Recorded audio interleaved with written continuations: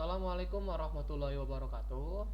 Perkenalkan, nama saya Arya Anggara dengan NPM 224030008. Pada video ini, saya akan mengerjakan tugas mata kuliah Sistem Operasi yang diampu oleh Bapak Rahmat Hidayat, Eskom MCO, yaitu Remastering Sistem Operasi Linux Slux berbasis Debian.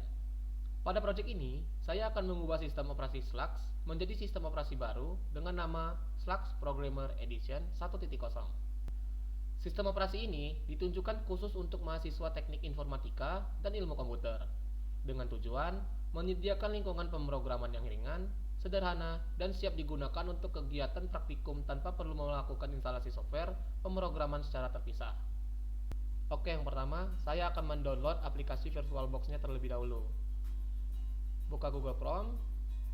Di sini ketik download VirtualBox 7.1.14.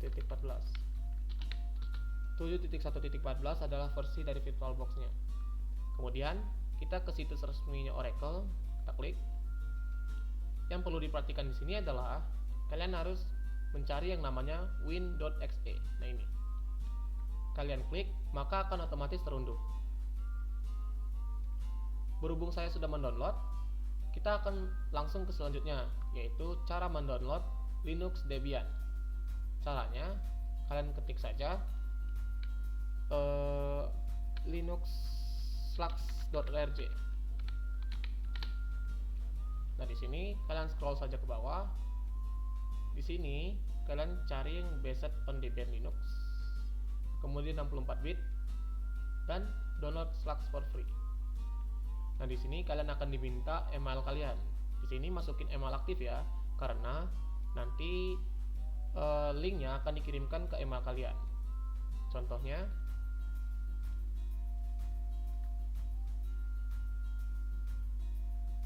seperti ini. Nanti download linknya akan dikirimkan oleh Thomas ini. Ketika kalian klik, kita akan mendapatkan Linux Slux based on Debian-nya sebesar 416 MB. Kalian klik download, maka akan otomatis terunduh. Berhubung saya sudah mendownloadnya, saya akan langsung lanjut saja ke bagian berikutnya, yaitu cara menginstal VirtualBox. Tapi sebelum itu, saya ada sedikit tambahan untuk bahan remastering saya, yaitu Ultra ISO. Sini. Nanti kalian tinggal klik saja, maka akan otomatis terunduh. Nah, fungsi dari Ultra ISO ini nanti untuk merubah sedikit di bagian file Slux Linux tadi. Contohnya seperti ini. Nah, di sini saya memiliki boot logo saya sendiri. Maka dari itu, saya akan mengganti boot logo default ke boot logo yang saya punya dengan cara menggunakan Ultra ISO. Caranya, kita buka Ultra ISO-nya.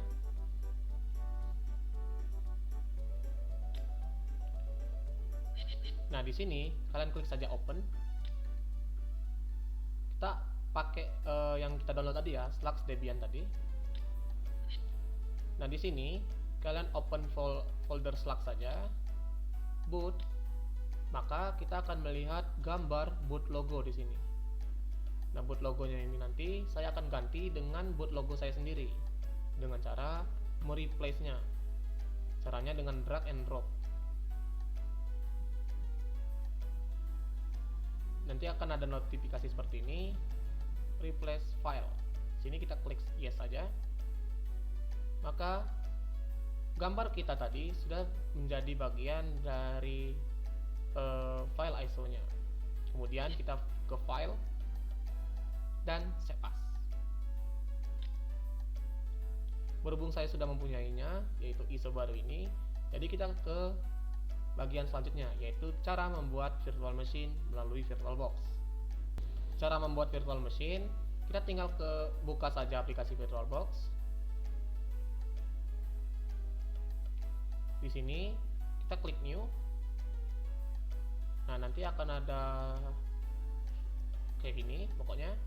Nah, di sini kalian masukin nama program kalian. Di sini saya akan masukin nama program saya, yaitu Slux Programmer Edition versi 1.0. Untuk di ISO image, saya akan pakai file ISO yang sudah saya modifikasi tadi, ISO baru. Nah, di sini type kita masukin Linux, subtype-nya Debian, dan versionnya Debian 64 bit. Dan next. Nah, di sini hardware, bagian RAM dan prosesor. Nah, di sini cukup fleksibel. Kalian tinggal lihat spesifikasi dari laptop dan komputer kalian. Nah, kalau di sini saya memiliki RAM 14 GB, maka dari itu saya akan memasukin RAM sebesar 6 GB, 6114 MB. Kemudian untuk core, berhubung di sini saya memiliki 4 core, maka saya akan menambahkannya 2 core saja. Next. Untuk di virtual hard disk, kita pastikan centang dulu virtual hard disknya, kemudian kita masukin berapa penyimpanan kalian.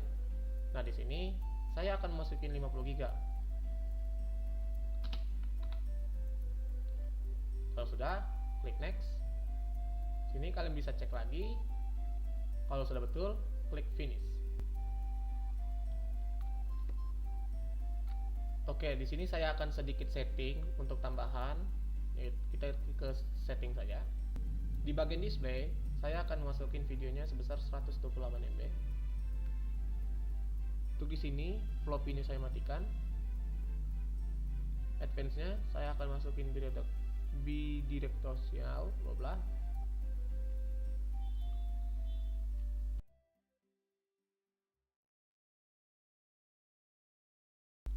Oke, jika sudah setting, saya akan klik OK dan klik start.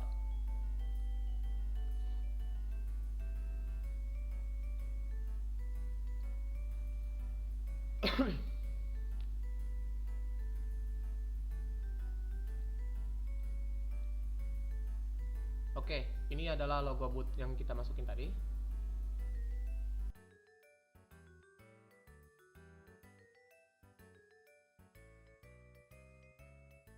Oke, inilah tampilan awal dari desktopnya Linux Debian.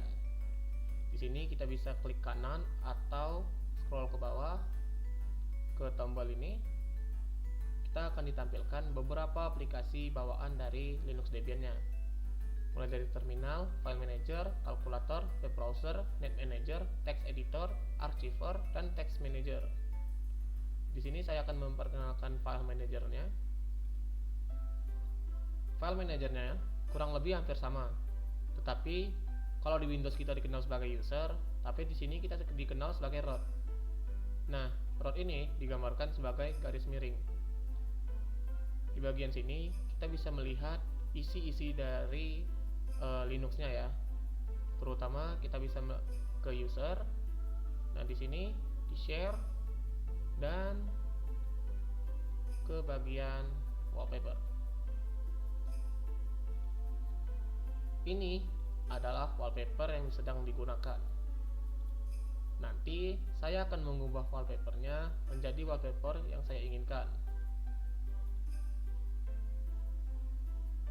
Ini adalah wallpaper yang saya akan pakai nanti. Lanjut. Di bagian home folder, kita sudah diberikan folder desktop, dokumen, download, music, feature, public, templates, dan videos. Mungkin itu saja yang bisa ditampilkan dari file manager. Kita langsung ke bagian terminal. Inilah tampilan awal dari terminal. Nah, sekarang kita akan mengenal user dengan cara who am I. Nah, di sini kita dikenal sebagai root. Kemudian kita akan mengecek versi dari sistemnya dengan cara cat spasi garis miring etc garis miring os garis sambung realease.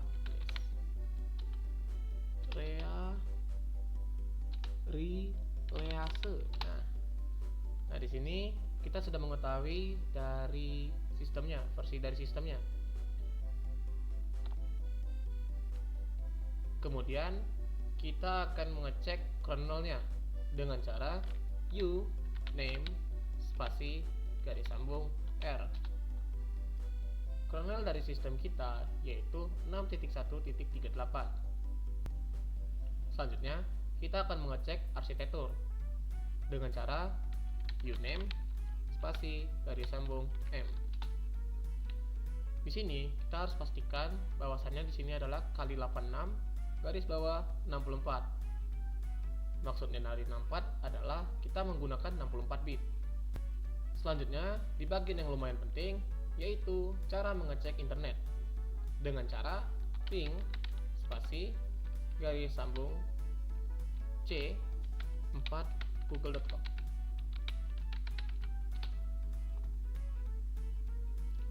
Kalau muncul 64 bit berarti Linuxnya sudah ada internet.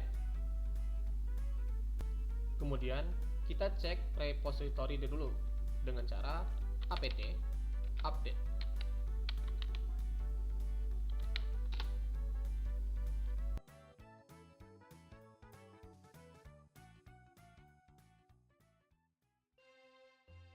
Setelah apt update, dilanjutkan dengan upgrade sistem dengan cara apt upgrade. Apa fungsi dari kedua komen tersebut? Komen tersebut berfungsi sebagai memperbarui sistem dan nge-refresh sistem agar semuanya sudah yang terbaru.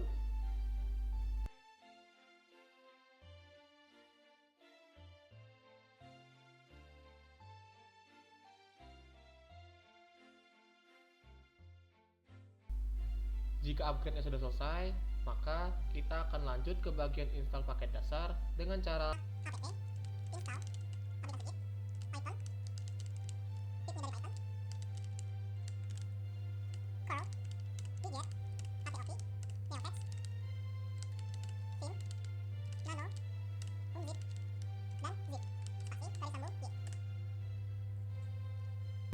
paket-paket dasar tadi berfungsi sebagai kalau Git berfungsi sebagai version control, Python 3 berfungsi sebagai bahasa pemrograman, pip sebagai install library Python, curl berfungsi untuk transfer data, widget, download file, HTOP, monitoring system, neofeeds, informasi sistem, vim, text editor, nano, text editor sederhana, zip, compress file, dan unzip adalah untuk ekstrak file. Setelah kita menginstal paket-paket dasar, sekarang kita akan mendownload Visual Code dengan cara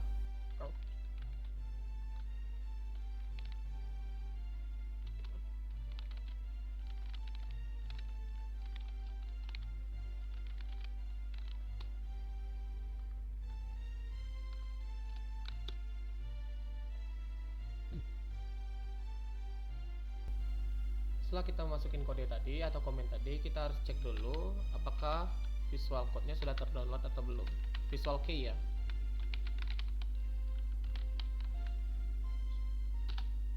Oke.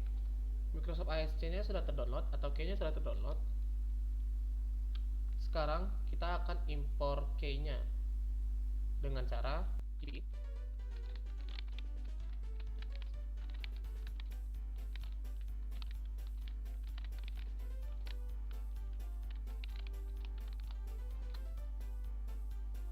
Nah, kita sudah mengimport key-nya.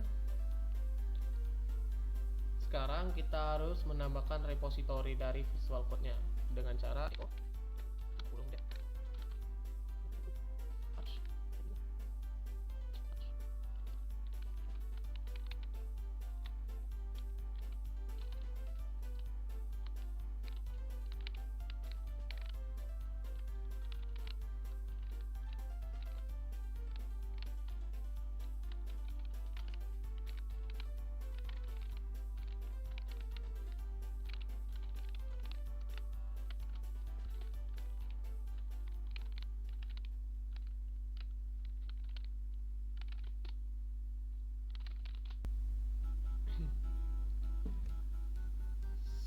sekarang sudah terdownload dari key-nya, masih key dari berupa visual code-nya.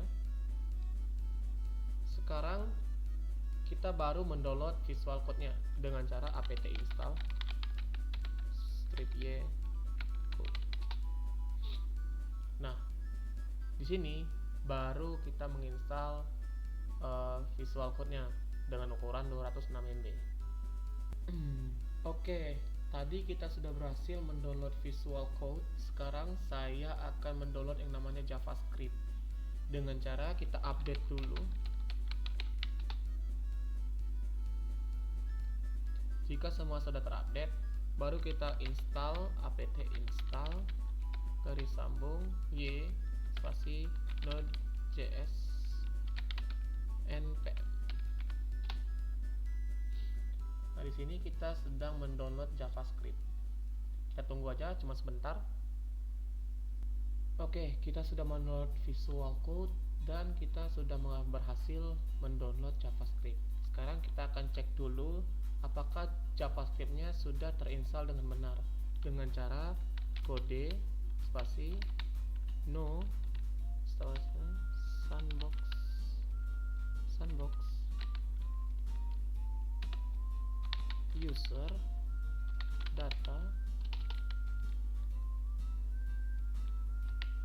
dir sama dengan garis miring root miring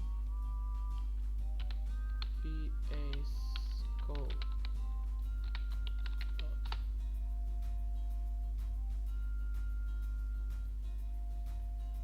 Nah, visual code-nya sudah terinstall dan siap digunakan.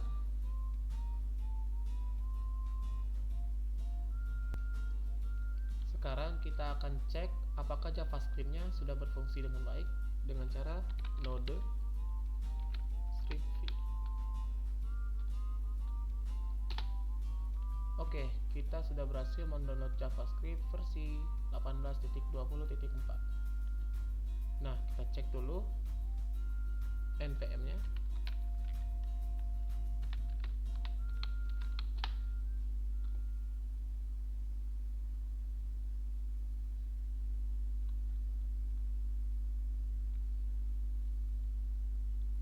Oke, nampaknya sudah terinstall ya. Kita coba tes JavaScript-nya apakah berfungsi dengan baik atau tidak dengan menggunakan komen nano. Hello.js.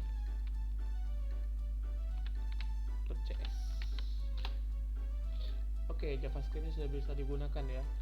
Kita coba dulu dengan contoh-contoh sembarangan atau hal-hal sederhana. Contohnya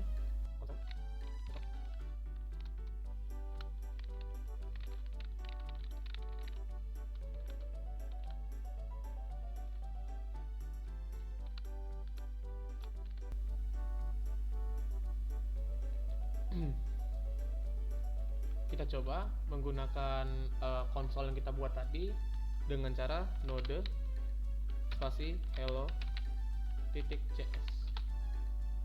Nah, kenapa kita bisa mendapatkan output seperti ini? Karena kita menggunakan nano. Nah, nano tadi itu untuk text editor. Di dalam text editor tadi saya sudah membuat bahwasannya ketika saya menggunakan hello, maka akan mengeluarkan hello, /programmer edition. Oke, untuk penghujung tugas saya akan mengubah hostname terlebih dahulu dengan cara hostname dulu. Kita cek dulu hostname-nya. Seharusnya hostname-nya masih berupa /. Yap, betul. Nah, di sini saya akan mengubah hostname-nya itu menjadi /strip programmer dengan cara hostname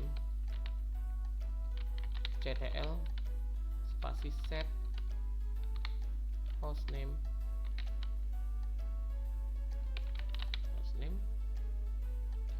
/strip programmer. Kita cek apakah sudah berhasil. Oke, yang awalnya menjadi /, sekarang kita menjadi /programmer. Kita cek apakah sudah berubah. Oke, sudah berubah ya menjadi root siapa yang menggunakan /programmer atau hostname. Sekarang kita akan mengisi data diri di readme dan motd. Nah, cara membuka readme, nano readme. Di readme saya akan mengisi beberapa data diri saya. Nah, ketika selesai nanti saya akan langsung membuat yang namanya motd. Aku akan mengisi data diri dulu.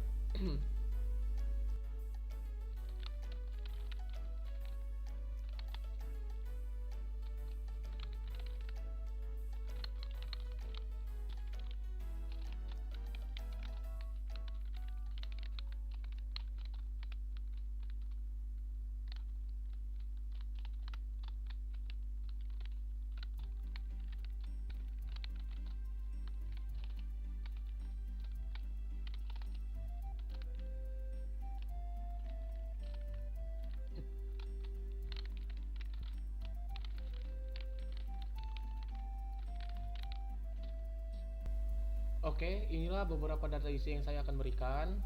Cara nge-save-nya yaitu dengan cara Ctrl O, Enter, dan cara keluar dari nano readme-nya itu dengan Ctrl X. Kemudian kita akan mengisi yang namanya motd.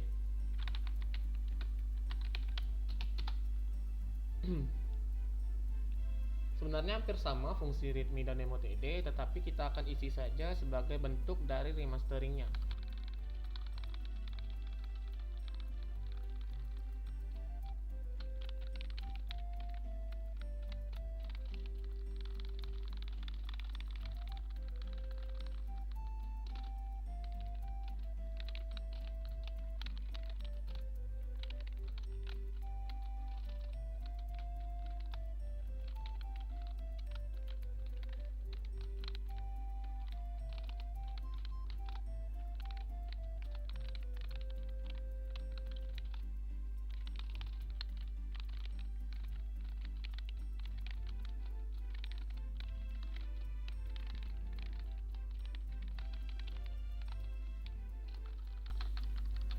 Oke, mungkin di bagian motd saya hanya mengisi bagian data diri saya, foto, dan pengucapan selamat datang di bagian pemrograman saya.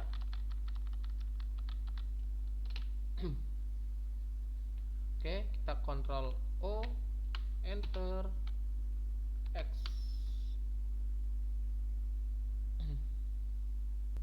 Oke, saya sudah mengisi readme dan saya sudah mengisi motd dan juga mengecek JavaScript berjalan dengan lancar, dan Visual Code berjalan dengan lancar, Python dan lain-lain juga berjalan dengan lancar. Sekarang saya akan mengganti wallpaper dari bawaannya. Sebelumnya kita backup dulu wallpaper lamanya dengan cara share wallpaper wallpaper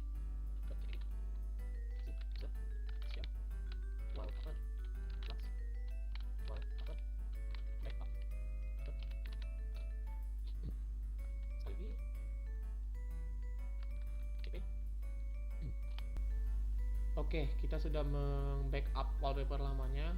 Sekarang saya mau menyalin wallpaper baru saya ke file download, ke file wallpaper. Tuh. Dengan cara download akan diinsert dan s wallpaper slash namanya slash wallpaper bisa share wallpaper script slash wallpaper backup.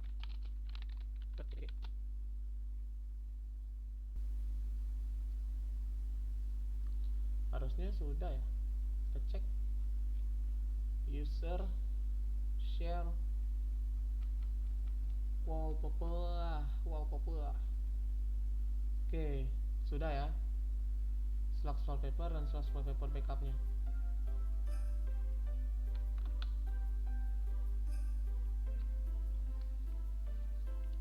Sekarang kita akan menggunakan sistem V, yaitu mengganti wallpaper dengan cara v strip bg strip fill user share wallpaper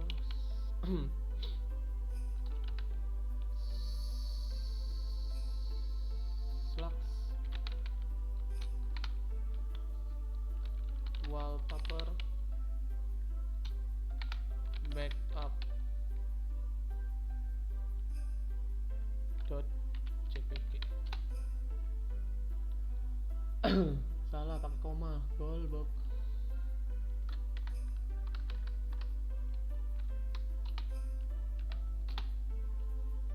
Oke.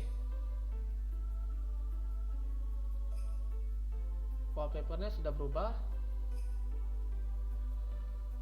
Oke, wallpapernya sudah berubah dan saya juga sudah membuat gambar dari logo bootingnya. Saya sudah mengisi readme, saya juga sudah mengisi MOTD, saya juga sudah menginstal Visual Code, saya juga sudah menginstal JavaScript, saya juga menginstal berbagai paket-paket dasar lainnya seperti Git, curl, Neofex dan lain-lain, yang menandakan bahwasannya saya sudah menyelesaikan tugas dari Pak Rahmat Hidayat. Dengan begitu, saya, Arya Anggara, dengan NPM 224030008 telah selesai mengerjakan tugas dari tugas mata kuliah sistem operasi yang diampu oleh Bapak Rahmat Hidayat, Eskom MCO, yaitu remastering sistem operasi Linux Lux berbasis Debian. Sekian dari saya. Wassalamualaikum warahmatullahi wabarakatuh.